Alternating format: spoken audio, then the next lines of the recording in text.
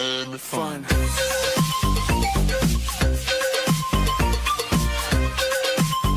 And fun. It's incredible. He wrote and recorded songs like Fire Burning, I've Got to Go Back Home. He writes the songs that we know and love. Bob Andy, CD, a true veteran in Jamaica's music industry. He's with me now, someone I met many years ago. He's written something like 250 songs and still writing. Still writing. Yes. Great to see you. How are you feeling? Because I know you were telling me once that you did the operation in 2011 and you're still having issues with that. Yeah, it's a daily challenge. What was it? I had a lung collapse and they developed some foodborne disease in my pleural cavity. So they went in, but they went in through the ribs, which is a kind of operation you never normally recover from in terms of getting better. There's always discomfort, but I was used to pain before that, so for me pain is a constant companion, so I just take this in strides. Wow. But you still perform? Yes, I still. So isn't that even more painful? Yeah, because then when they change up your abdomen and your diaphragm, which you really need to sing. So, but you develop ways of coping as you go along. Wow. I said this morning when I read that you started the Paragons, that I said, not of us. I didn't know that. And you were there even before John Holt. Yes, John Holt was the last member that came to the group, really. So you started the Paragons. Yes. But did you have other names before the Paragons? Yes, we had the Binders, and the Paragons came about because our virgin who went to school in New York, a Jamaican, and he went to school Little Anthony and the Imperials and those groups. And we do up days, and there was a group in his school that was the Paragons that had debunked, and so we just took the name. Yeah. And but it wasn't Paragons. It was Paragons before John came into the group. John was the most established singer because he performed on John's opportunity knocks and all of that. So we're rehearsing on 45 Walton Park Road where we did our rehearsals, and guy passed there one day and say, you need a good lead singer, you know. You guys can sing, but you need that. So I go and send my friend come up to the yard, and we went down to John Holt's yard one Friday to ask his mother for him, because we hadn't known him, we were just going to be introduced. And she said, three of us, Tyrone, Barry, and myself, you know, khaki clothes coming from school. She said, thank God some decent boy come look for John.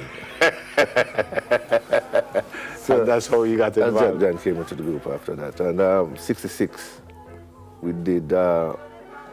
fell out with John. And Vic Taylor came into the group.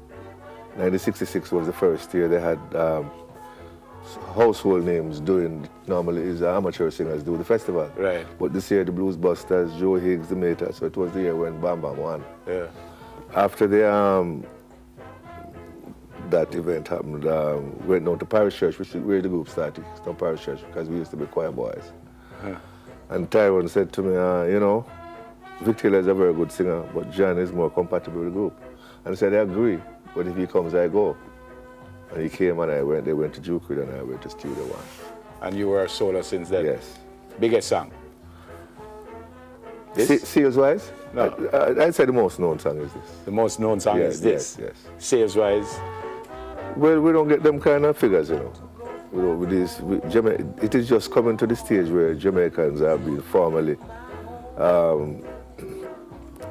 being paid and acknowledge that the business is now a business. Yeah. It's not just a guy say, come to two tunes for me. Outside of that part of the business, any regrets? One shouldn't regret your life because whatever it is your life. And so one always thinks that these are things you could do differently. No regrets. So what would be again, outside of the fact that you might say this is the biggest song, what would be the high point of your career so far? Because you're still going. I had a song being covered by the UB40. So in terms of, if you're judging by sales, song I've got most money for is Impossible Love, which was done by you, which is a song I wrote written for Delroy Wilson earlier on. UB40 covered it on the Labor of Love album with Creator.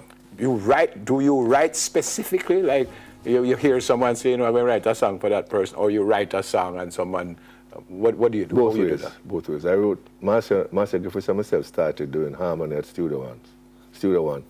Harmonies, when there weren't any live recording going on, Coxsone would bring out a tape and say, listen, I need some harmony, understand? It was one of the things I did in Paragons was to teach them harmony. And so I heard Marcia's voice, and it was us doing recordings daily. I was able to write songs for her voice. Up till then, maybe I've written 2 or 3 songs, but I would write a song and say, Neville, you like Ken Booth? I don't want to see you cry. I said, Ken, you say, you say, man, like, produce it.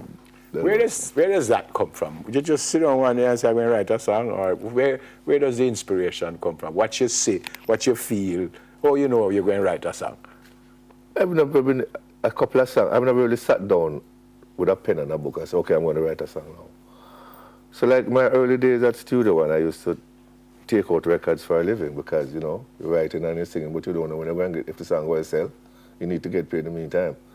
So most of my songs were written on a bus. Like I was coming out from Randy's one day, I always hustled back to the studio to get with the day session because Coxsone had 5 days a week band in the studio.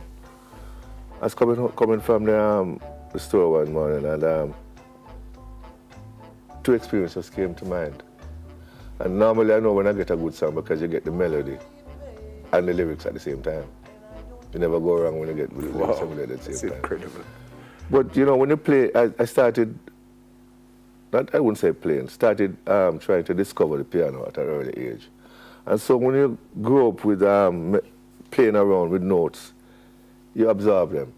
And so when they decide to come back at you, you don't know where it's really coming from, but you know it's because you spend the time. You're still writing? Yeah, still writing. And it still happens the same way? Yes. The song I'm here to particularly project this morning was like that. I was in England just after coming back from Africa. I went to Africa for the first time in 2005. And when I came back, I was at my friend's house, my bass player in England, Derek Taylor. And I just got up the morning and just went into, he has a little home studio. I just went in the studio and lyrics and melody. But by this time I was able to accompany myself on the guitar. This is it here? This is the video? Yes, this is it. So this is a new song? Yes. All right, we're going to show it at the end of it. So what's happening right now? What you doing now? You just said, you told me before that you still perform and stuff. Yes, I still perform selectively. Right. And I really just live. I just live. Right now, I can afford to live, so I just live. If I have to work, I'm at a point where I choose to or not to accept a gig. I prefer to do some recordings from here on. Brilliant. To write for.